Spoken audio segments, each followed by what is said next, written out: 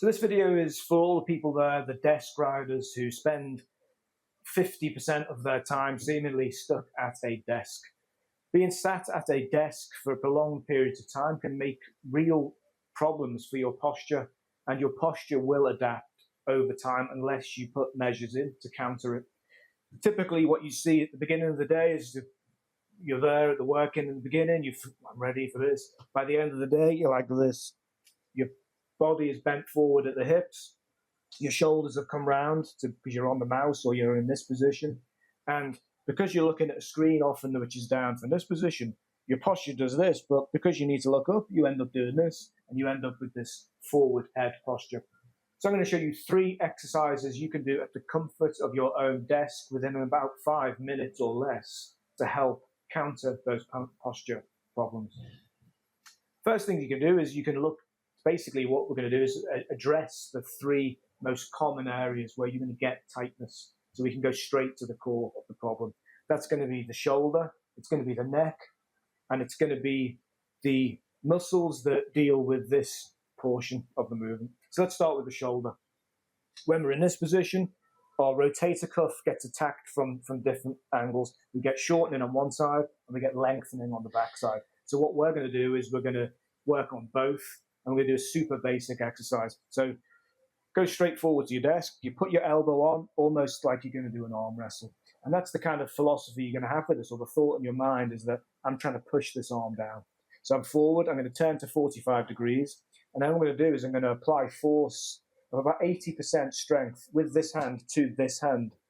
And it's almost like I'm trying to do this, but I'm not going to let the movement happen. I'm just going to push and apply enough resistance so there's no movement. I'm going to do that for 6 seconds for 3 repetitions. All right, rep number 1, push, 6, 5, 4, 3, 2, 1. All right, and then I would do 2 more repetitions. So that's going to basically work on stretching this muscle.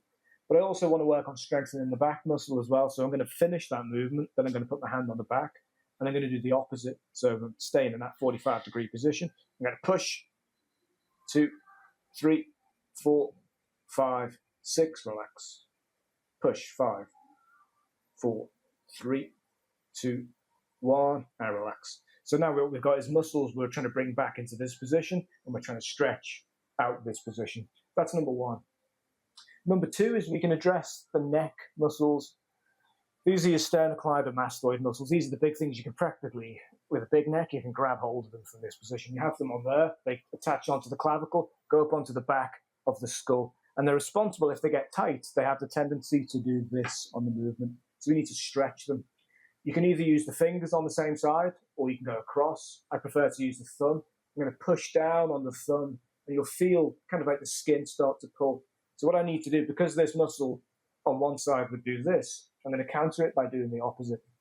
So I'm going to push down to get a bit of an initial stretch. I'm going to look up, and then I'm going to look back away from myself. And I can feel that stretching all the way up to there. I'm going to hold. We do that for about 10, 15 seconds. And I'm going to go back down, and I'm going to do it again. Pushing down and stretching. Okay, so I'll do this 3 times on each side.